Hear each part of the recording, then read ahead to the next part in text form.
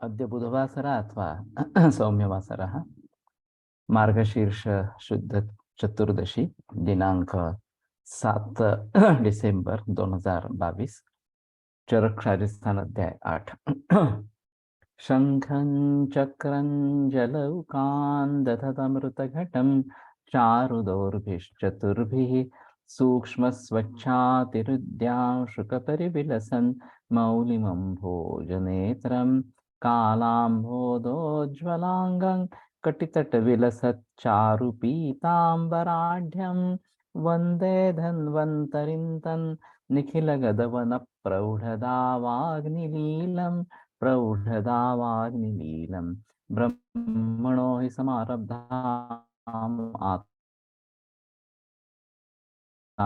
अस्मदाचार्यपर्यन्तां वन्दे गुरुपरम्पराम् आयुर्वेदरत्नं वन्दे माधवाख्यं महागुरुम् आयुर्वेदामृतं सर्वं शिष्येभ्यो यः प्रदत्तवान् द्रष्टा ज्ञानी दृष्टकर्मा कृतकर्मा तथैव च अध्यापकोऽभिषक्श्रेष्ठो महान् संशोधकस्तथा गुणैरेतैः समुदितैः यत्कार्यं प्रतनोति सः समृद्ध्यर्थं हि कार्यस्य वयं नु प्रयतामहे सरस्वत्यै नमो यस्याः प्रसादात् पुण्यकर्मभिः बुद्धिदर्पणसङ्क्रान्तं जगदध्यक्षमीक्षते आत्रेयं प्रथमं वन्दे आयुर्वेदजगद्गुरुम् आयुर्वेदामृतं सर्वं गृहीत्वा हि सुरेश्वरात् अग्निवेशादिकेभ्यो यत् प्रयच्छत् मुनिसत्तमः प्रथमं तन्त्रकर्तारम् अग्निवेशं नमाम्यहम्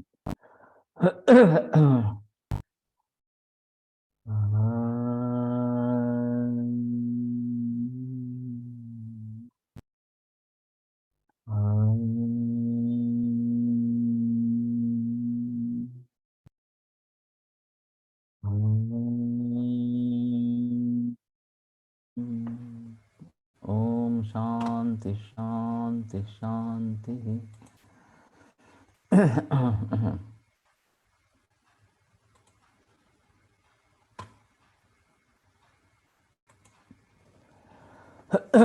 परिपक्व गर्भशल्यायाः पुनः विमुक्त गर्भाशयशल्यायाः तदहरेव स्नेहोपचारः स्यात्। तो परिपक्व गर्भ अगर विमुक्त गर्भ है गर्भशल्या तो उसी दिन स्नेहोपचार इस प्रकार का होना है। तो केवल से सामावस्था वगैरह इस प्रकार की है तो ही, या उपस्तंभित इस प्रकार का है तो ही इस प्रकार से पहले निरोह देना है और बाद में स्नेह उपचार यही करना है।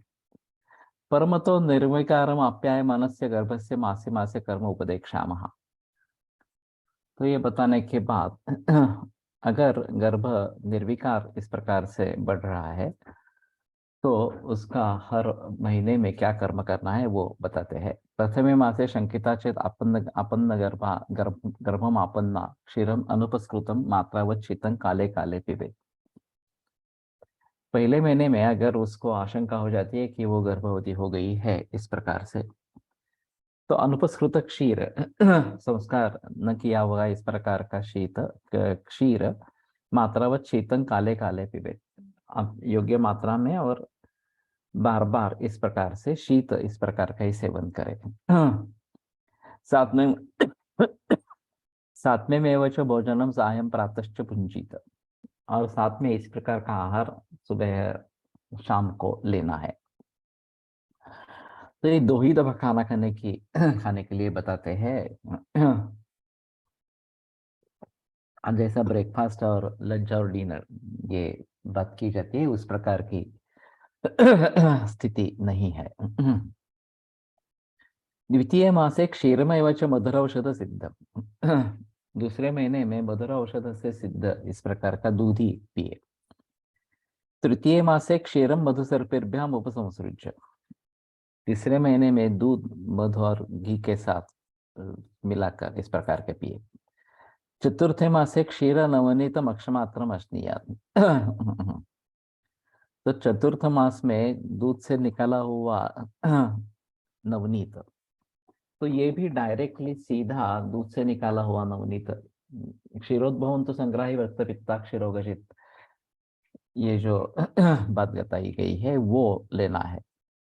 चतुर्थे मासे क्षीर नवनीतम हाँ नाशनीयात। पंचमे मासे क्षीर सर्पी, 5वें महीने में क्षीरसर्पी इस प्रकार का लेना है। षष्ठे मासे क्षीरसर्पीर मधुर औषध सिद्धम। छठे मास में क्षीरसर्पी मधुर औषध सिद्ध इस प्रकार का। तदेव सप्तमे मासे। तो ये सब बातें देखकर ऐसा लगता है कि जब कंजेनाइटल डिसीजेस को लेकर, गर्भावस्था से संबंधित विकारों को लेकर मरीज हमारे पास आते हैं, तो शायद एक एक महीने का इस प्रकार का सिलसिला हम करेंगे। उस महीने का काढ़ा देना है या कल्प देना है उसका। उसके साथ में ये गर्भपाल रस, फलघृत वगैरह देने हैं। और फिर जो आहार, इसमें तो केवल दूध या नवनीत, दूध से निकाला हुआ नवनीत, दूध से निकाला हुआ ही घृत ये लेना है। तो दूध से डायरेक्ट निकाला नवनीत और घृत ज्यादा श्रेष्ठ होगा क्या? रेगुलर में भी यही यूज करेंगे तो ऐसा नहीं बता सकते। ये खास अवस्थाएं हैं तो उसमें ये आवश्यक रहेगा। बीच में जो दही लगाना, छाछ बनाना और फिर उसके साथ में नवनीत निकालना, ये जो प्रोसेस है वो मांसमेद से होकर चली जाती है। ये डायरेक्ट सीधा मज्ज शुक्र इस प्रकार के ऊपर काम करती है, और इसलिए यहाँ पे शायद बताया गया है। तो प्रथम मास से अगर कंजेनाइटल डिसीज में हम इस प्रकार से करेंगे, एक महीने के तक लिए केवल दूध, अनुपसंस्कृत, शीत, काले काले इस प्रकार से। दूसरे महीने में जो बताते हैं उपस्कृत इस प्रकार का क्षीर ही लेना है।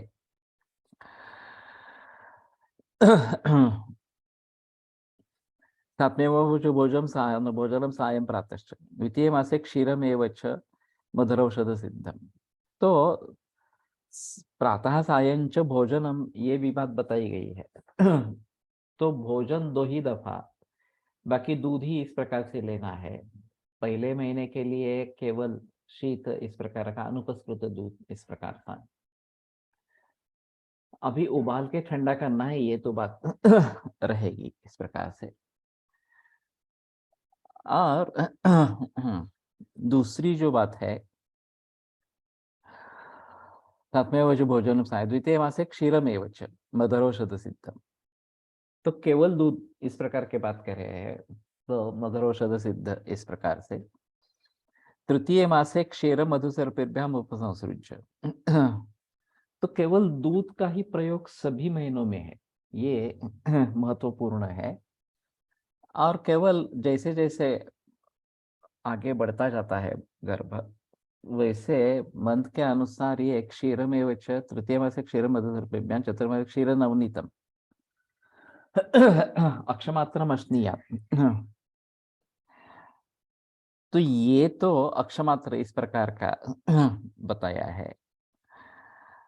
1 तोला इतनी मात्रा में नवनीत लेना है। पंचम मासे क्षीर सर्पी, 5वें महीने में क्षीर सर्पी। तो ये क्षीर नवनीत जो है वो दूध से निकाला हुआ नवनीत। पुराने जमाने में जब कांच की बोतलें में दूध आता था और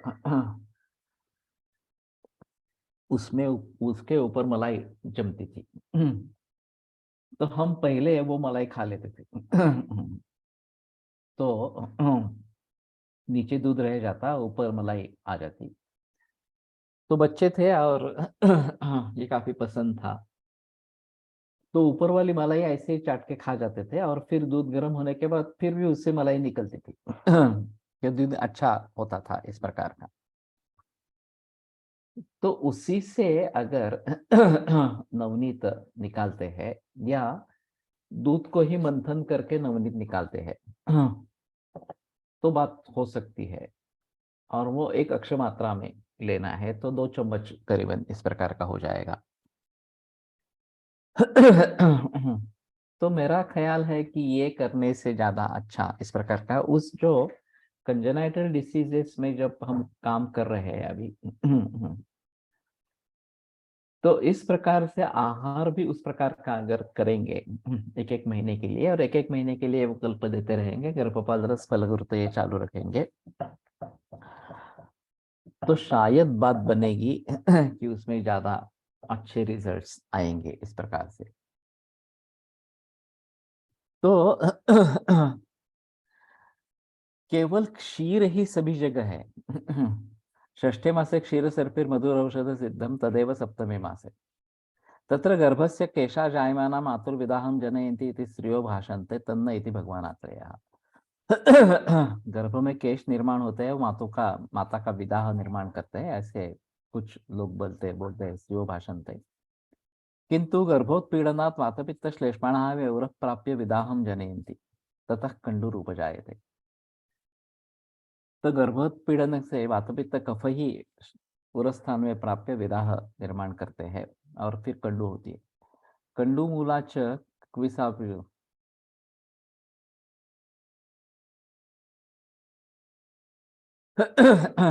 किक्विसावाप्तिर्भवति और उसके जरिए किक्विस की प्राप्ति इस प्रकार की होती है।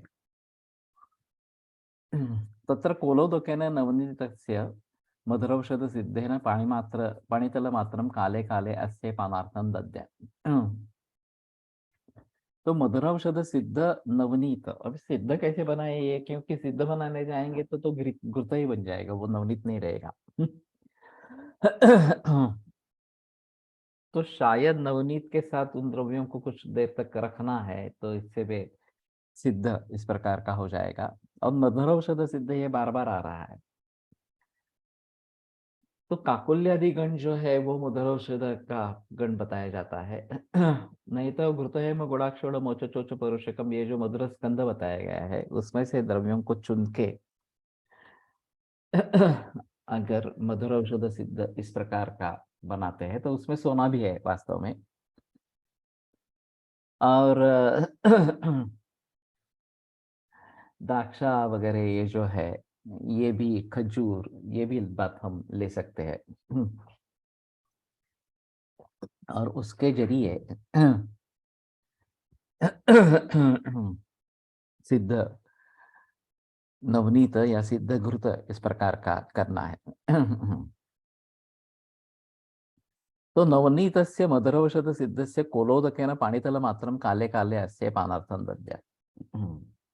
तो कोलोदक से नवनीत इस प्रकार का थोड़ा थोड़ा देते रहे। चंदन मृणाल कल्कैः च अस्याः स्तनोदरं विवृद्धियात्। ये भी नहीं किया जा रहा। स्तन और उदर ये चंदन मृणाल कल्क इससे मृद्गियात विमृद्गियात। तो घर्षण उसका करना है या फिर हल्के हाथ से उसको मलना है स्तन पर और उदर पर इस प्रकार से। शिरीष धातके सर्षप मधुक चूर्ण, ये भी कर सकते हैं शीर्ष धातके सर्षप मधुक चूर्ण। कुटज अर्जक बीज मुस्त हरिद्रा कल्कैर्वा। तो काफी पर्याय है। निम्बकोल सुरस मंजिष्ठा कल्कैर्वा पृषत हरिण शश रुधिर युतया त्रिफलया वा करवीर पत्र सिद्धेन तैलेन अभ्यंगः।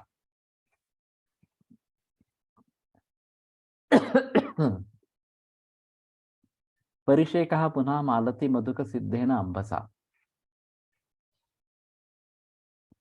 जातकंडुश्च कंडूयनम वर्जयेत् त्वग्भेद वैरूप्य परिहारार्थम। कंडू निर्माण होने पर कंडू खुजलाना ये टाले, त्वग्भेद वैरूप्य के परिहार के लिए। असह्यायांतु कंडवाम उन्मर्दन उद्घर्षणाभ्याम परिहारः।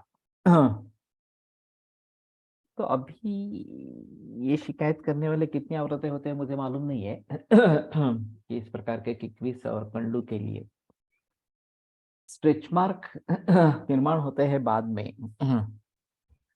और सौंदर्य की हानि होती है, इसलिए उसके लिए मेरे ख्याल में कोई क्रीम उपलब्ध है अभी, स्ट्रेचनिल या ऐसा कुछ, कि ये स्ट्रेच मार्क्स को कम करने के लिए।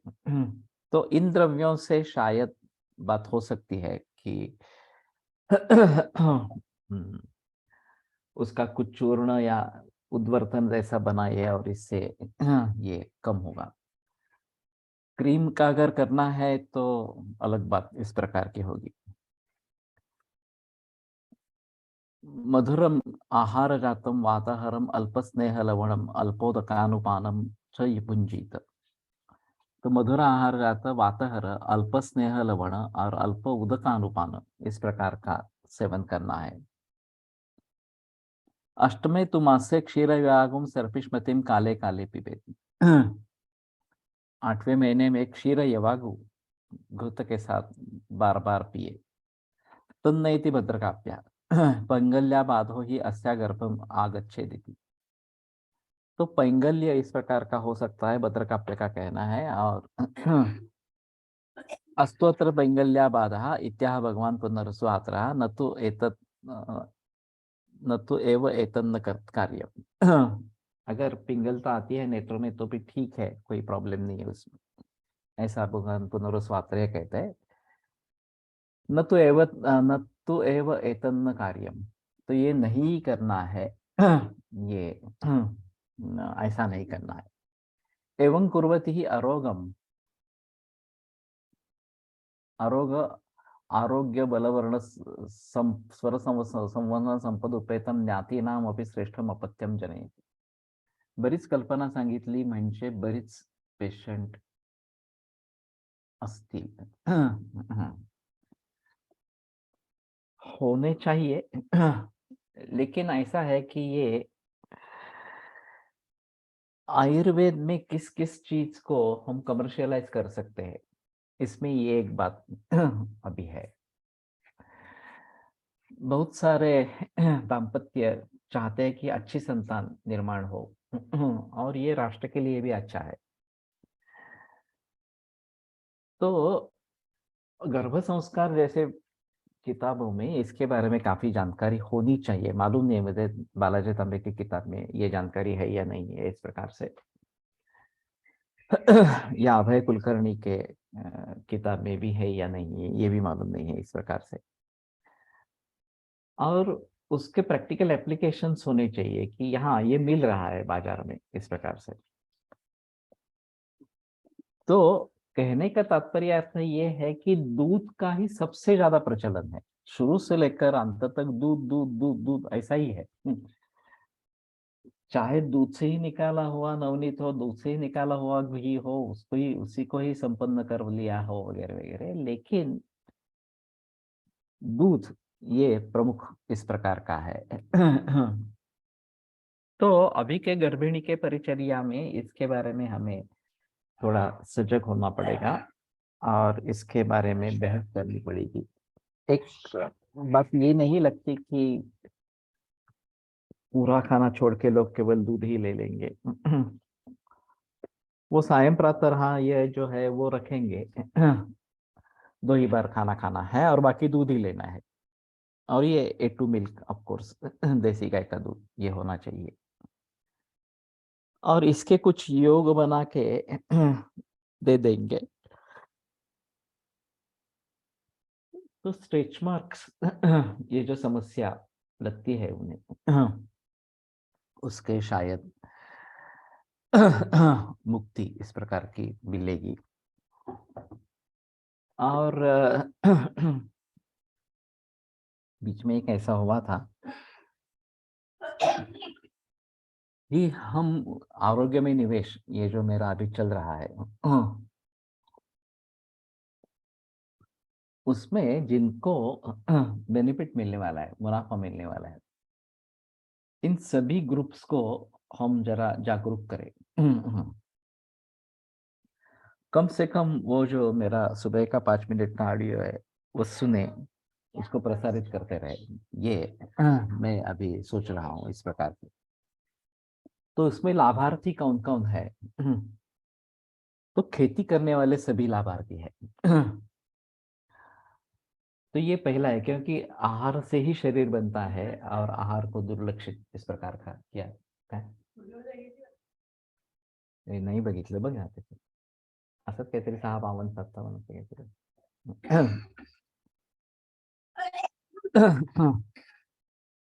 एक शितोळे काका ने सवाल उठाया था, हमारा गुरुकुल चल रहा था और उनका एक लेक्चर हुआ था। तो उन्होंने पहला सवाल पूछा कि किन किन लोगों के घर की खेती है, तो कुछ हाथ ऊपर आए कि हमारी खेती है इस पर। तो फिर उन्होंने पूछा कि किन लोगों का खेती से बिल्कुल संबंध नहीं है। तो जिनके पास खेती नहीं थी उन्होंने हाथ उठाए। तो फिर उन्होंने पूछा कि क्या आप खाना नहीं खाते हैं? तो सब चौंक गए। तो बोले अगर आप खाना खाते हैं तो आपका खेती से संबंध है ही, आप टाल नहीं सकते। तो हर आदमी का खेती से संबंध होना ही है, उसके बगैर वो जी नहीं सकता। उसको एक्सटेंड करके मैं बताता हूँ कि पानी, आप पानी पीते हैं ना, पीते हैं तो आपका पानी से संबंध नहीं है, ये तो बात नहीं हो सकती। अन्न से भी ज्यादा पानी से संबंध होता है और उससे भी ज्यादा हवा से संबंध होता है, क्योंकि सांस तो हर दम लेनी पड़ती है इस प्रकार से। और ये नैसर्गिक रूप में, विशुद्ध रूप में हमें मिलते रहे, इसके बारे में हम क्या कर रहे हैं? तो हम समझते हैं कि हमसे उस कुछ लेना देना इस प्रकार का नहीं है इन चीजों से। ये बिल्कुल गलत सोच इस प्रकार की है। अगर किसान खुदकुशी कर रहे हैं तो ये हमारे लिए अच्छा संदेश नहीं है, ये हमारे लिए एक नुकसान की बात है। तो हमारा संबंध खेती से है, हमारा संबंध पानी से है, हमारा संबंध हवा से है। तो इसलिए ये अच्छी तरीके से होते रहे, उसमें कुछ रुकावट नहीं आए, उसमें प्रदूषण नहीं हो जाए। इसीलिए हम ही को सजग इस प्रकार का होना है। और फिर उस सिलसिले में एक उपद्रव मूल्य की बात होनी चाहिए। और मूल्य और कीमत ये दोनों अलग है। मूल्य जो निर्धारित होना है वो सभी भावों को ध्यान में रखकर निर्धारित होना है।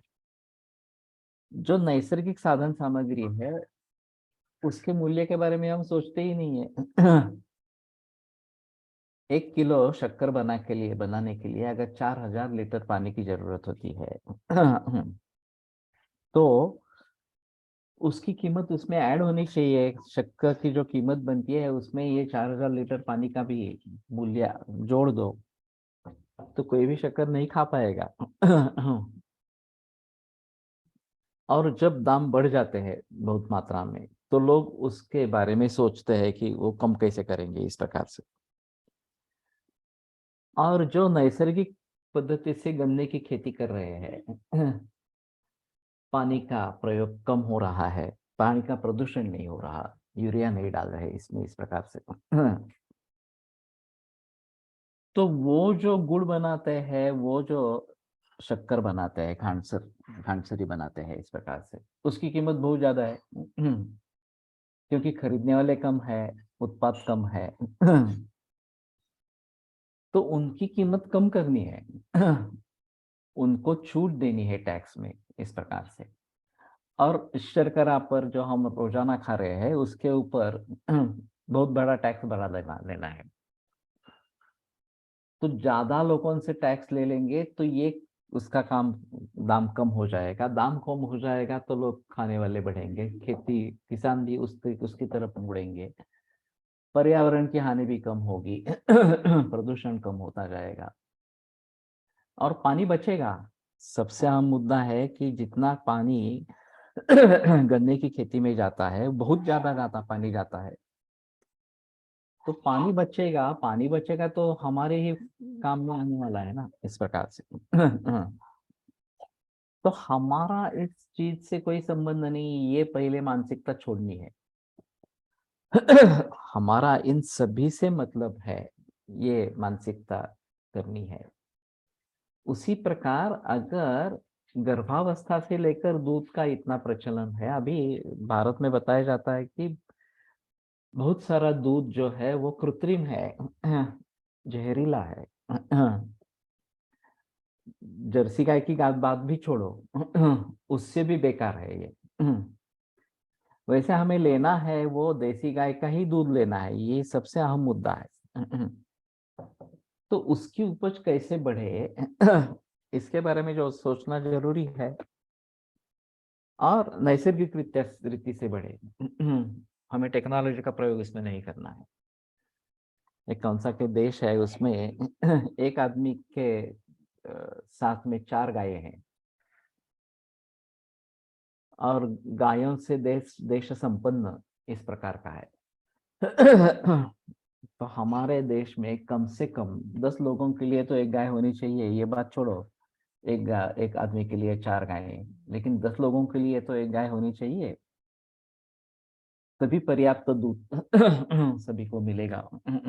और शुरू से लेकर इस प्रकार का होगा तो गोबर मिलता रहेगा, गाय की संख्या बढ़ेगी तो गोबर मिलेगा, गौमूत्र मिलेगा, तो नैसर्गिक खाद मिलेगा पौधों को। इसकी आवश्यकता नहीं रहेगी रासायनिक कीटनाशकों की या रासायनिक खादों की। तो प्रदूषण बच जाएगा, प्रदूषण नहीं होगा, अच्छा खाना मिलेगा, विषमुक्त खाना मिलेगा, समाज सुधरेगा, स्वस्थ बनेगा। तो जिसको पॉसिबल है, ये समझ में बात आ रही है, उसको उस तरीके से प्रयास करने हैं। कि मैं मेरी तरफ से क्या कर सकता हूँ। मैं किसी किसान को गाय खरीदने के लिए पैसे दे सकता हूँ क्या, मदद कर सकता हूँ क्या, पूरे पैसे नहीं दे पाऊँ लेकिन मदद कर सकता हूँ क्या। तो गाय आधार है खेती का, और खेती सुधरेगी तो अनाज सुधरेगा, अनाज सुधरेगा तो स्वास्थ्य सुधरेगा। पर्यावरण की हानि नहीं होगी, पर्यावरण अच्छा रहेगा इस प्रकार से। तो मेरा इसके कोई संबंध नहीं है, किसान करते हैं, खेती करते हैं, व्यापारी माल बेचता है, हम लाके खरीद के लाके खाते हैं, ये बात नहीं है। उससे मेरा कुछ लेना देना नहीं है, मेरे पास पैसे है तो मैं खरीदता हूँ, नहीं है तो छोड़ देता हूँ, इस प्रकार से ये बात नहीं है। तो मुझे लगता है कि आरोग्य एक प्रायोरिटी हो जानी चाहिए हमारी। क्योंकि धर्मार्थ काम मोक्षाणाम आरोग्य मूलम उत्तमम, धर्म अर्थ काम मोक्ष का मूल आरोग्य है, और अगर आरोग्य संपन्न रहेंगे तो ही पुरुषार्थों को प्राप्त कर पाएंगे। और आरोग्य संपन्न रहने के लिए सिर्फ व्यायाम करना, कुछ योग करना, ये काफी नहीं है। जो खाना हम खा रहे हैं उसके बारे में सजगता से सोचना है। जो पानी हम पी रहे हैं उसके बारे में सोचना है। तो अपने अपने तरीके से जो कुछ हम उसमें मदद कर सकते हैं वो हमें करनी है। इसके लिए मानसिकता बदलने की आवश्यकता बहुत ज्यादा इस प्रकार की है। तो ये कैसे करेंगे? दुर्दैव से गोमांस निर्यात में हम अग्रणी है।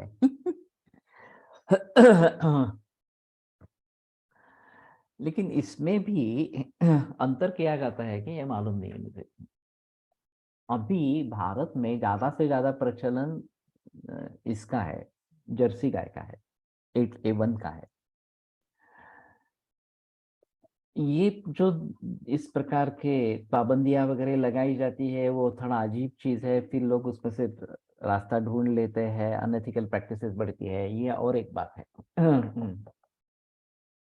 लेकिन जो नेचुरली मृत हुए हैं उनके बारे में क्या करना है? और अगर जर्सी गाय का इस प्रकार का है तो उसका कहाँ पे किस प्रकार से इस्तेमाल हो सकता है? अभी पादत्राण जो है हमारे, वो सभी सिंथेटिक हो गए। पुराने जमाने में इसके चमड़ी से पादत्राण बनते थे, नैसर्गिक थे इस प्रकार से। अभी एक सो प्लास्टिक का जमाना आ गया। तो हमें ये सोचना है कि हम किस तरीके से इसमें से बाहर निकलने की कोशिश कर सकते हैं। तो जहां जहां नैसर्गिक पर्याय उपलब्ध है वहां वहां उन्हीं का प्रयोग करना उचित इस प्रकार का रहेगा। तो लेदर शूज, लेदर चप्पल का मैं प्रयोग करूंगा। ये मुझे सोचना है इस प्रकार से। तो जो भी जर्सी गायें मरती जाएंगी उनके रिप्लेसमेंट में देसी गाय को बढ़ाना है। तो धीरे धीरे जैसे ये जर्सीकरण किया हुआ उसी प्रकार से देसी गाय का उत्पादन बढ़ता जाएगा और धीरे धीरे परिवर्तन दूध में आने लगेगा। दूध की मात्रा बढ़ानी है, उसके लिए क्या करना है, गीर का ही प्रयोग करना है या दूसरे किसी गायों का जो ज्यादा दूध देने वाली है इस प्रकार का प्रयोग करना है। अभी यहाँ हर प्रकार इस प्रकार के भी है। देसी मांस हायर रेट पर बिकता कंपेयर टू जर्सी मांस, एक आर्टिकल था। ओके। सुभाष पालेकर का कहना है कि अगर गाय वांस है या फिर बूढ़ी हो गई है और दूध नहीं दे रही है तो भी उसका पालना है। ये सेंद्रीय खेती के लिए, नैसर्गिक खेती के लिए, सेंद्रीय खेती नहीं कहते वो, नैसर्गिक खेती के लिए वरदान है। 30 एकड़ के लिए एक गाय काफी है, ऐसा उनका कहना है। तो एक गाय का एक दिन का गोबर और गोमूत्र 1 एकड़ के लिए काफी, 1 महीने के लिए, ऐसा कहना है। तो देसी गाय को इस प्रकार के बेचने के बजाय अगर हम किसानों को देते हैं ये गाय, सिर्फ उसका खाने पीने का खर्चा तो करना ही पड़ेगा और ये सस्ते दाम में मिलती है क्योंकि उसका दूध नहीं है तो 10,000 तक मिल जाती है ये गाय। और महीने का खर्चा कितना आता है ऐसे? तो ज्यादा नहीं आता। अभी हम 8-9 गायों को पाल रहे हैं और हमारा घास खुद का बनता है। लेकिन फिर भी अम्बोन वगैरह ये जो बाकी देना पड़ता है उसका खर्चा अभी 5-6 हजार रुपया आता है 1 महीने के लिए। तो 8-9 गायें हैं तो करीबन 500-600 रुपया इतना ही खर्चा हो जाएगा। अगर इस प्रकार से हमें देना है एक गाय के लिए, और अगर वो बूढ़ी गाय है, वांस गाय है, तो उसका और भी कम इस प्रकार का होगा, वो खर्चा भी दे देंगे। 10,000 रुपये गाय के और एक बरस के लिए खाना खाने के लिए, खिलाने के लिए उसको। वो वैसे बाहर भी घूमती है और जो कुछ खाना देना है तो 6,000 रुपये उसके ऊपर के 500 रुपये के हिसाब से दे देंगे। 16,000 रुपये ले लो और देसी गाय का पालन करो इस प्रकार से, नैसर्गिक खेती करो। इस प्रकार से धीरे धीरे अगर उसकी सांपत्तिक स्थिति अच्छी होती है तो दूध देने वाली गाय भी ले सकते हैं। ये शुरू में शायद हो सकता है लेकिन आगे चलकर दूध देने वाली गाय भी होनी चाहिए। दूध बढ़े कैसे, ये भी बात होनी चाहिए। और पूरी रिप्लेसमेंट होनी चाहिए जर्सी गाय को या होल्स्टीन काऊ को, पूरा देसी गाय से रिप्लेस करना है इस प्रकार से। और कम से कम मैं कह रहा हूं कि 10 लोगों में एक गाय होनी चाहिए। अगर हम दूध पीते हैं नहीं पीते हैं अलग बात है, चाय के लिए दूध चाहिए इस प्रकार से, तो भी 100 ml तो पर व्यक्ति होना चाहिए, दूध 1 कप तो दूध होना चाहिए इस प्रकार से। तो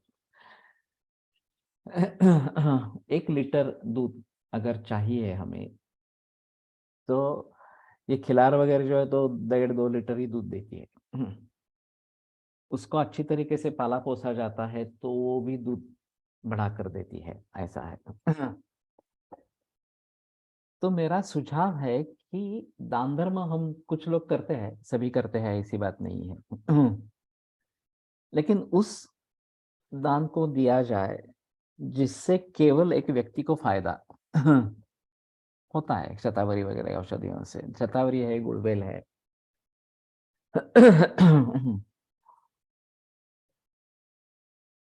तो जिस दान के जरिए और सारे काम होंगे, तो मैंने बड़े सोच के ये निर्धारित किया था कि गाय देना ही उचित है। एक तो गोदान महान पुण्य माना जाता है। मैं हर बरस धन्वंतरि याग करता हूँ, तो उसमें एक गोदान रूप के रूप में स्वर्ण निष्क्रियम दक्षिणाम ददामी, इस प्रकार का संकल्प होता है। पहले जमाने में तो गाय और बछड़े वाले एक चांदी की मूर्ति लाते थे छोटी, और ये दान दे दिए। गुरुजी ही लाते थे और उनको ही दे दिया इस प्रकार से। और फिर जो खर्चा है उसका वो 3-4 हजार 5 हजार इस प्रकार का है याग करने का, इस प्रकार का।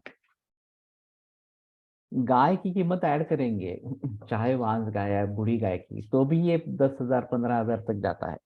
हाँ। अब गुरुजी कहते हैं मुझे तो गाय की जरूरत नहीं है, मैं कहाँ पालूंगा गाय।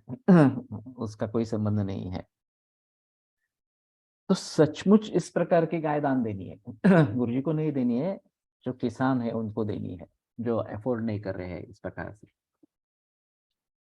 तो नैसर्गिक खेती होगी, नैसर्गिक खाद मिलेगा वनस्पतियों को, पौधों को।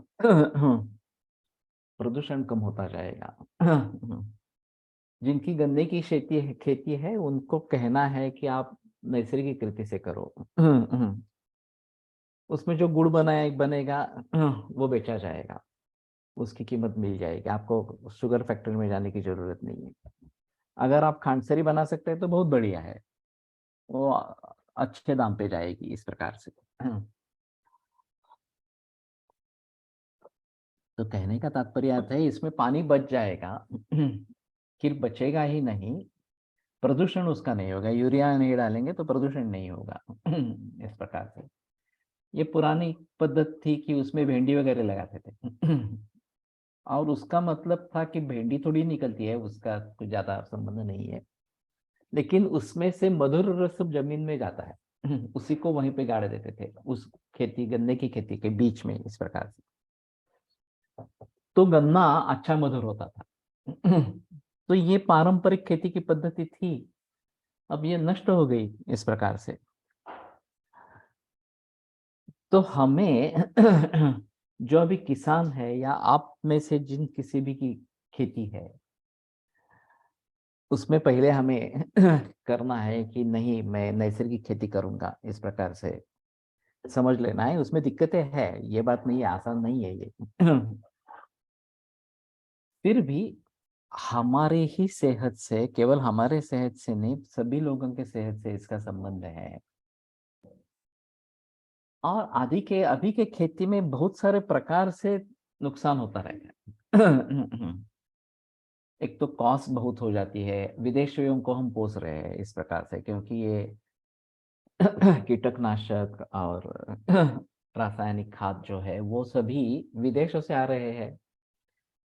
सीड कंपनीज भी विदेश से है ज्यादातर, इस प्रकार से। और फिर उससे होने वाला प्रदूषण, उससे होने वाला नुकसान, जहरीला अन्न, पूरे आरोग्य पर उत्पन्न होने वाला परिणाम, इन सभी बातों को देखते हुए आरोग्य से इन सभी बातों का संबंध है।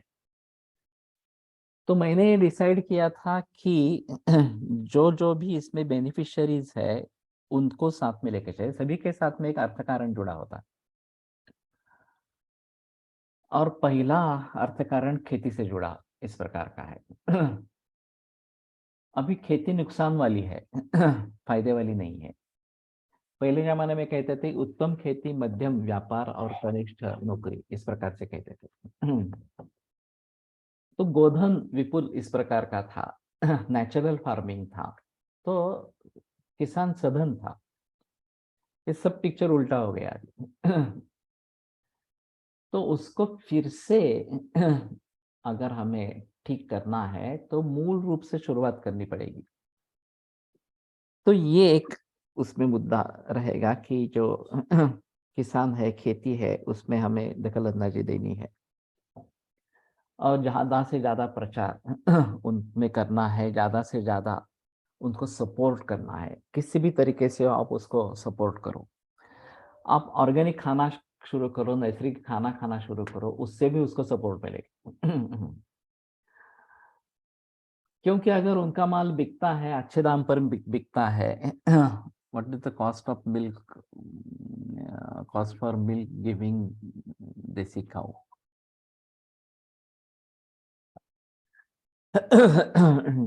मैं समझना नहीं तुम्हारा क्वेश्चन क्या है, लेकिन गायों को पालने का खर्चा कितना है, ये बात हो सकती है।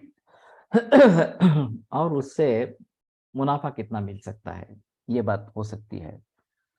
क्लस्टर खेती करे तब नैसर्गिक में खर्चा कम हो जाता, अकेले करे तो मुश्किलें ज्यादा। लेकिन इसमें ऐसा है ना, बिना सहकार नहीं उद्धार, ये सहकार की मूवमेंट बीच में हुई थी और वास्तव में उपयुक्त है, उसमें कोई संदेह की बात नहीं है। लेकिन हम सभी का उद्देश्य समान होना है, क्या हम सभी को फायदा मिलना है।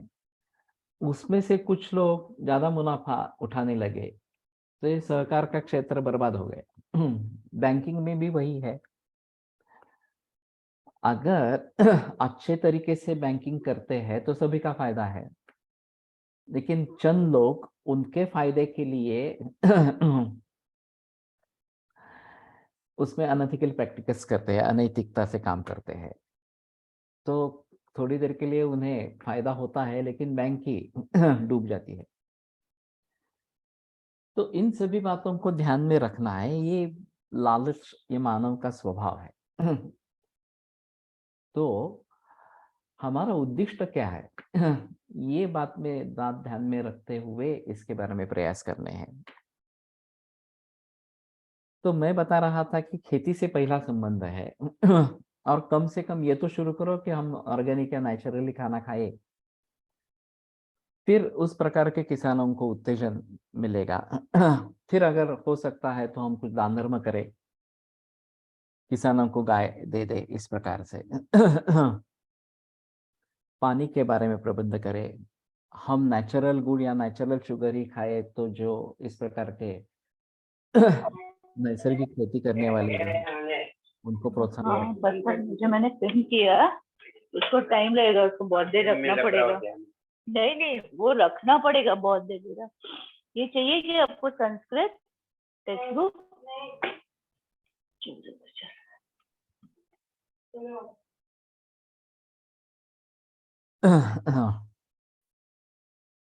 दूसरा बेनिफिशियरी जो है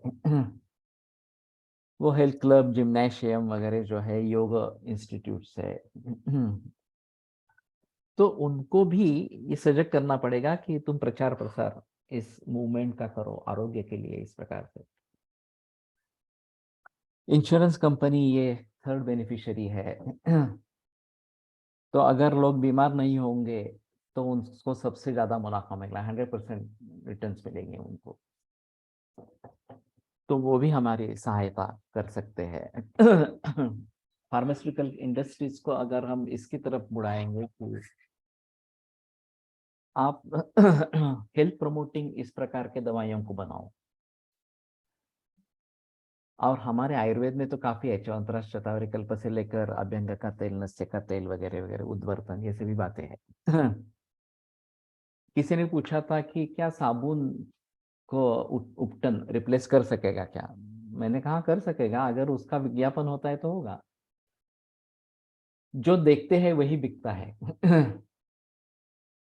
तो कहने का तात्पर्य अर्थ ये है कि अगर उसका विज्ञापन होता है तो वो बेचने लगेगा। तो ये तन्वी शता वगैरह अभी टैबलेट्स के बारे में ये विज्ञापन होते रहते हैं टीवी पे, तो क्यों विज्ञापन देते हैं। तो जब दिखता है तो लोग परचेस करते हैं, इस प्रकार से। तो फार्मेसी का रुख अगर बदल जाता है और इसमें भी कंसंट्रेशन करने लगते हैं तो वो भी अच्छा इस प्रकार का रहेगा। और फिर इससे जुड़ा राजकारण है। अर्थकारण एक बार जुड़ गया तो राजकारण भी उसके साथ में आएगा, क्योंकि पॉलिटिशियंस जो है वो अर्थकारण से जुड़े हुए हैं। वो कहाँ पैसे ज्यादा मिलने वाले हैं उसमें उनकी दिलचस्पी रहेगी। तो उनको पता चला कि अरे इसमें ज्यादा अच्छा पैसा है वगैरह वगैरह इस प्रकार से, या वोट्स मिलेंगे हमें इस प्रकार से, तो वो उसमें जुड़ जाएंगे। तो फिर ये जो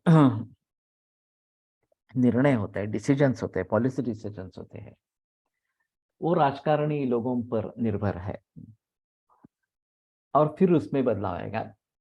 फिर भी मैं मानता हूं कि नरेंद्र मोदी ने जीरो बजट फार्मिंग को अर्थसंकल्प में ले लिया सीतारमन ने। तो ये बहुत बड़ी स्टेप है। कभी आज तक इसने सोचा ही नहीं होगा कि जीरो बजट फार्मिंग अर्थसंकल्प में आ जाएगा, लेकिन आ गया। सिक्किम जब केवल नैसर्गिक खेती या ऑर्गेनिक खेती कर रहा है तो उसकी चर्चा चल रही है अभी। तो क्यों न पूरे भारतवर्ष में ये करे इस प्रकार से। तो इनकी बड़ी लॉबी है, पेस्टिसाइड्स बनाने वाले, रासायनिक खाद बनाने वाले की। सरकार उसमें सब्सिडी भी दे रही है, तो वही सरकार जो इसको भी सपोर्ट कर रही है, उसको भी सपोर्ट कर रही है। ये अजीब बात है इस प्रकार से। लेकिन चंदा कहाँ से आने वाला है? चंदा तो उन्हीं लोगों से आएगा जो पैसा कमा रहे हैं, भले बुरे किसी भी तरीके से, और उसी के आधार पर इलेक्शन जीते जाते हैं। तो इन्हीं सभी पर अर्थकारण के ऊपर राजकारण निर्भर इस प्रकार का होता है। तो एक बार अर्थकारण पक्का हो जाए तो राजकारण अपने आप बदलेगा। और फिर आरोग्य अच्छा बनता रहता है तो बहुत सारे खर्च कम हो जाएंगे, हॉस्पिटलाइजेशन, ये सीरियस डिसीजेस वगैरह वगैरह, ये सभी जो है बड़ी इंडस्ट्री बन गई है अभी ये, जो लोगों के रोग पे ऊपर खेल रही है, उसके ऊपर बढ़ रही है। तो सच्ची ढंग से हमें इन सभी के मूल में जाकर सोचना है। तो मैं जो अभी आरोग्य में निवेश या गुंतवणूक आरोग्य की ये जो कंसेप्ट वर्ल्ड वाइड लेके जाना चाहता हूँ। और इसमें काफी पहलू अलग है जिसके बारे में सोचा नहीं है। ज्यादातर हम क्या सोचते थे, अच्छा खाना खाए, जिम या व्यायाम करे, योग करे, बस इससे आगे होता नहीं था। उसके आगे थोड़ा सा निकल गए तो क्या होगा कि ठीक है ऑर्गेनिक खाए, उसके आगे निकल जाए तो नैसर्गिक खाए, उसके भी आगे निकल जाए तो खेती में हम ध्यान दें, पर्यावरण में ध्यान दें, व्यसनों के बारे में ध्यान दें, इस प्रकार के कि युवा पीढ़ी व्यसनों से ग्रस्त होने से पूर्व ही उसको रोका जाए। चाहे सिगरेट हो, तंबाकू हो, मद्यपान हो, जो भी हो इस प्रकार के। तो जिन जिन चीजों का आरोग्य से संबंध है उन सभी के बारे में अगर हम सोचेंगे, सर्वांगीण दृष्टि से विचार करेंगे और अर्थकारण से जुड़ेंगे। जब तक ये अर्थकारण से नहीं जुड़ेगा तब तक सक्सेसफुल नहीं होगा, क्योंकि मार्केटिंग होना चाहिए, अच्छी चीज का भी मार्केटिंग होना चाहिए। तो अर्थकारण जुड़ जाता है इससे, और वो सब सहन करके भी हम अच्छी तरीके से आरोग्य को पाने की कोशिश करेंगे इस प्रकार के। नैसर्गिक शेती आणि अनेक मुद्द्यांसाठी सद्गुरू जग्गी वासुदेव यांनी जगभर 100 दिवस मोटारसायकल राईड करून सेव सॉइल मूवमेंट करू शुरू केली आहे। ये कहाँ पे है? जग्गी वासुदेव।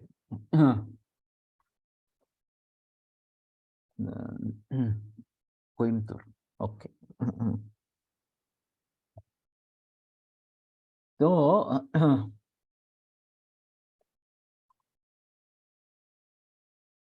मैं तो मानता हूं जिनसे प्रदूषण हो रहा है ज्यादा, केमिकल फैक्ट्रीज है, प्लास्टिक निर्माण है,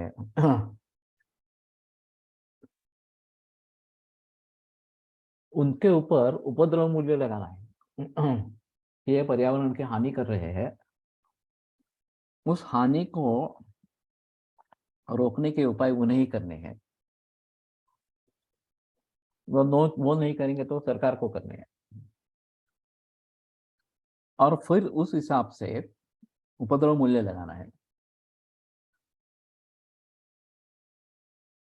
ताकि उसकी कीमत बढ़ जाए। और अगर कीमत बढ़ जाती है तो जो नैसर्गिक पदार्थ है, चीजें हैं, जागी वासुदेव कुंतुर, अगर कांटेक्ट दे सकते हैं तो दे दो। जागी वासुदेव सेव्ह सॉइल म्हणून मूवमेंट चालू आहे कोइंबतूरवरून। सेव्ह सॉइल, जमीन को बचाओ। सर ते जग्गी वासुदेव आहेत, जग्गी वासुदेव सद्गुरु आहेत इंटरनॅशनल।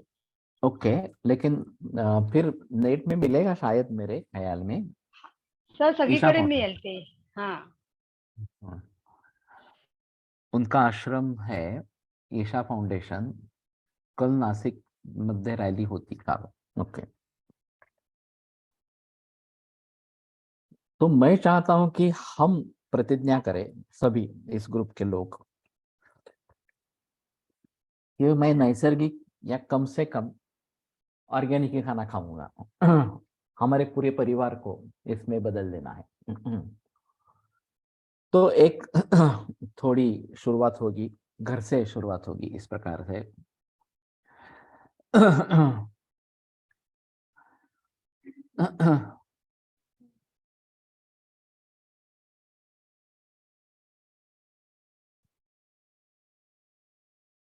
ये तो मालूम नहीं है मुझे।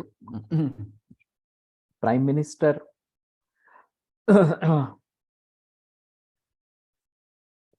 दखलंदाजी दे सकते हैं इस प्रकार से, लेकिन इसमें काफी बीच बीच में लोग होते हैं।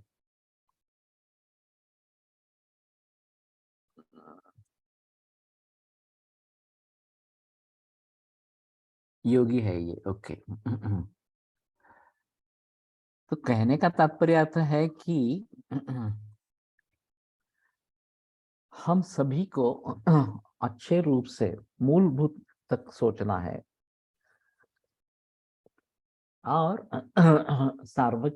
ये होलिस्टिक अप्रोच, सर्वांगीण दृष्टिकोण होना है। केवल एक पद्धति से सोचने से बात नहीं बनेगी। तो मैं चाह रहा हूं कि ये ज्यादा से ज्यादा लोगों तक पहुंचे। सुबह वाला जो लेक्चर है, अभी तो मराठी हिंदी दोनों में है, उसका अंग्रेजीकरण करने के बारे में भी सोचेंगे। Prime minister agricultural ministry supporting save soil movement, okay.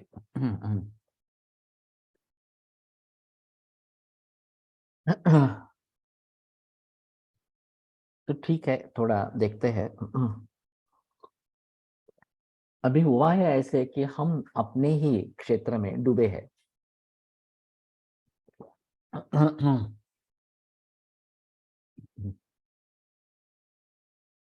Practice करना ये एक अहम मुद्दा इस प्रकार का होता है। और वो तो करना ही है, उसमें संदेह की बात नहीं है इस प्रकार से। लेकिन उसके आगे चलकर सभी के स्वास्थ्य के दृष्टि से, विश्व के स्वास्थ्य के दृष्टि से प्रयास करना, ये मैं अहम मानता हूँ और ये काफी बातों से जुड़ा है। और इस प्रकार का सोच नहीं है प्रचलन में। सभी के बारे में सोचना और फिर जो जो पॉसिबल है वो करते रहना।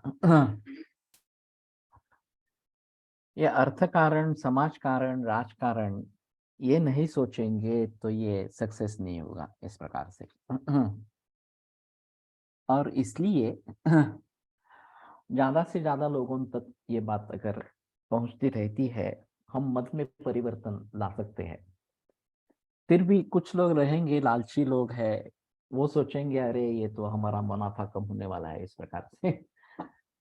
इस प्रकार का प्रचार प्रसार बढ़ जाएगा तो उसके शत्रु भी निर्माण होंगे। इसको विरोध करने वाले भी निर्माण होंगे। क्योंकि अगर ये बढ़ता जाए तो रासायनिक कंपनी, रासायनिक खाद बनाने वाले या फिर पेस्टिसाइड बनाने वाले जो है, या फिर जो केमिकल इंडस्ट्रीज है, प्लास्टिक इंडस्ट्रीज है, वगैरह वगैरह, ये सभी हमें कोसने लगेंगे। तो उनका विरोध आना स्वाभाविक इस प्रकार का है, लेकिन उनके मन में परिवर्तन आए तो आगे चलकर कुछ बात हो सकती है। माणिक चंद जर्दा, तो ये जो बहुत सारा मुनाफा इसमें तंबाकू में कमाने के बाद बाकी क्षेत्रों में घुसे। आरएमडी अस्पताल है गुजरात में, बलसाड़ के नजदीक वागलधरा में, क्यों कर रहे हैं? तो पता चल गया कि अरे ये हमने बहुत बुरा काम किया है इस प्रकार से, आज तक जो किया है बहुत बुरा काम किया है इस प्रकार से। अभी ये जो जंक फूड फास्ट फूड बेचने वाली कंपनियां हैं वो भी इसके बारे में सोचने लगेगी कि मैं गलत काम कर रहा हूँ इस प्रकार से। उनके पास तो काफी मुनाफा है, उन्होंने काफी मुनाफा कमाया है। जब उनके बच्चे कैंसर के शिकार हो जाएंगे तो शायद बदलेगा, मालूम नहीं। तो फिर वो जो पारंपरिक आहार है, अच्छा आहार है, उसके तरफ मुड़ेंगे। नहीं तो हमें पारंपरिक आहार को उत्तेजन देना है, उसका एडवर्टाइजिंग करना है। और पुराने जमाने में तो ये होता था। माँ घर पे होती थी, दादा दादी नाना नानी होते थे, तो उनके जरिए घर में ही खाना बनता था, बाहर का खाना बहुत रेयरली था। वैसे अपनिकाशनम ग्रंथों में है, होटल का खाना अपनिकाशनम, यानी कि जहाँ पे अन्न बेचा जाता है वो अन्न। तो होटल इंडस्ट्री अभी पूरी उभर आई है। और हम दूसरी जगह किसी जाते हैं, किसी दूसरे शहर जाते हैं, गांव जाते हैं, तो फिर लॉज में रहना है या फिर बाहर खाना खाना है, ये अनिवार्य हो जाता है। जहां तक मेरा सवाल है, मैं कोशिश करता हूँ कि छात्रों के घर जाऊं, उनके ही घर निवास करूं, उन्हीं के घर का खाना खाऊं, तो ज्यादा अच्छा रहेगा इस प्रकार। लेकिन पुराने जमाने में तो अतिथि देवो भव ये संस्कृति थी, कोई भी पहचान वाला आदमी नहीं है फिर भी उसको खाना खिलाते थे, रहने के लिए जगह देते थे, विश्वास था, प्रामाणिकता थी। इतनी ऊंची सोच वाले बहुत कम ही है, बाकी तो केवल खाने पीने, पैसा कमाने तक ही सीमित है। बड़े बड़े प्रैक्टिशनर को देखते हैं कि स्वास्थ्य पर मूल रूप से कोई विचार नहीं है, केवल प्रैक्टिस कर ली, पेशेंट को दवाई दे दी और बात कर ली। अनैतिकता से कमाने वाले बाद में मनःशांति मिलाने हेतु थोड़ा सोशल काम करते हैं, कई बार खुद उनका खाना पीना सोना जागना एकदम बेकार होता है। तो कहने का तात्पर्य आपसे ये है कि हम पहले अपने को संभालें। और अपनिकाशन पूर्व में भी था, लेकिन उसको भी टालने का बताया गया है, तो उसी प्रकार से होना है। अब भी हम कहीं बाहर जाते हैं तो इसके बारे में सोचना है इस प्रकार के।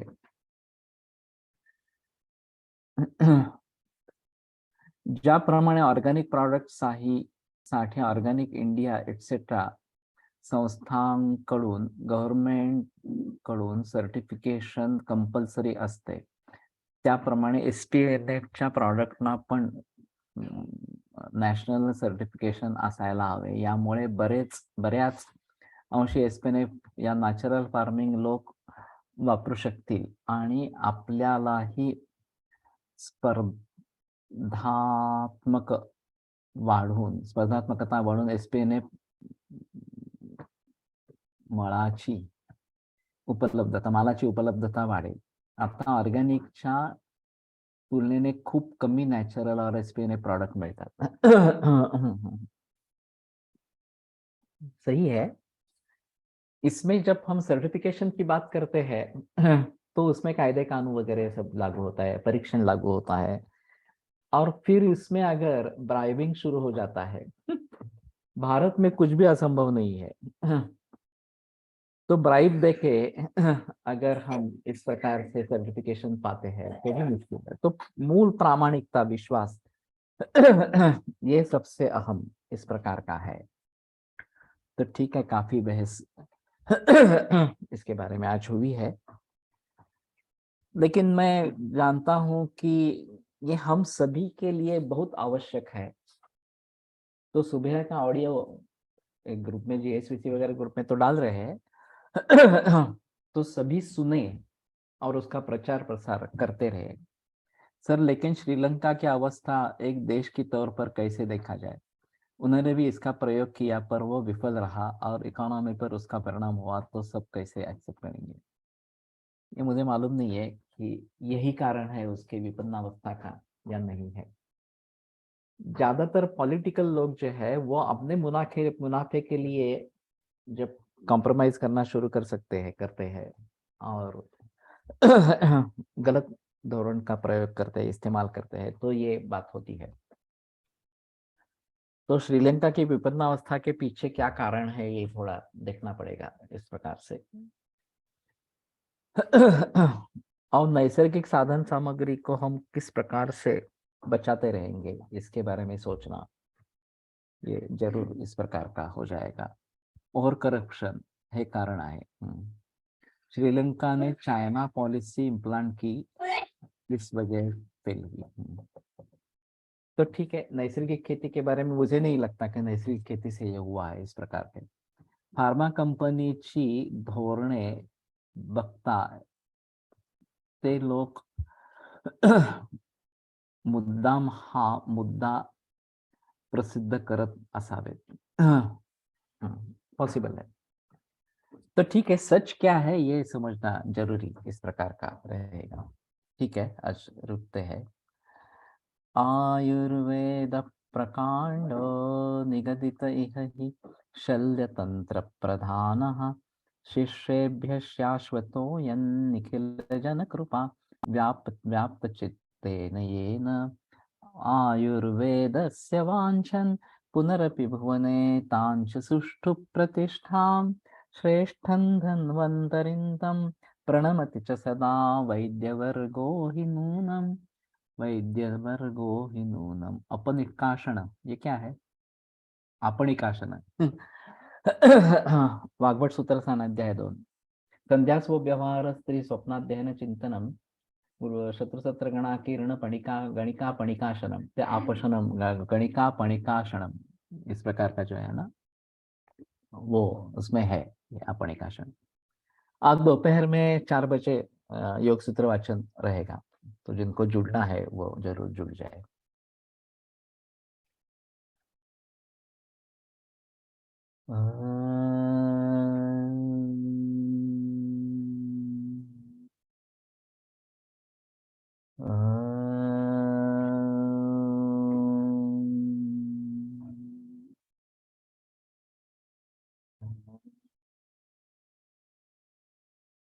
सर लिंक सेम असणार ना योगसूत्र वाचनासाठी पण?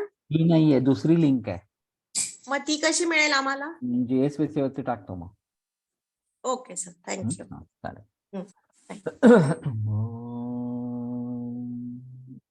ओम शांति शांति शांति। अभी तो मराठी में चल रहा है क्योंकि हम ये मराठी किताब पढ़ रहे हैं। इनकी उपोद्घात जो है वो होने के बाद शायद हिंदी में कोशिश करेंगे। शुरू में बीच में हिंदी में किया था, लेकिन मराठी में ये मराठी में भी समझना मुश्किल है, हिंदी में तो और बात अलग हो जाएगी इस प्रकार से।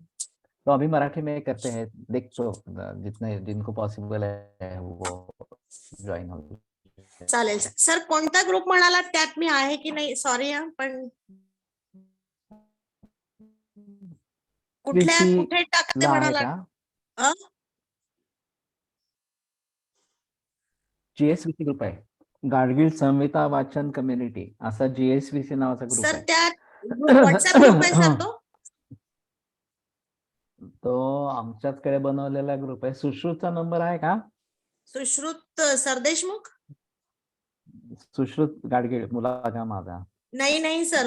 नाही तर मग तसं हो, मला आता ह्याच्यावर टाकाल का? मी माझा त्याच्यावरती? मी देतो हा, मॅडम तुम्हाला, मी हो करतो. हो हो, चालेल चालेल. Thank you thank you sir, Praveen sir. सुश्रुताला कळवलं तर तो ग्रुपमध्ये ऍड करेल. हा, मला प्लीज ऍड करायला सांगाल सर त्यांना. तुझा नंबर सांगून टाक. हो सर, सांगतो मी देतो नंबर मॅडम. नाही, इथे टाईप केला तरी चालेल, म्हणजे सगळ्यांना कळेल. हो 976 हो हो हो, चॅट मध्ये. काय आहे?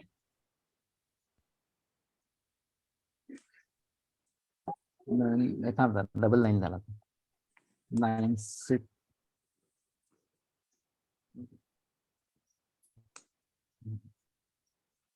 9 बरोबर. Okay, thank you very much. Okay okay okay, ठीक आहे.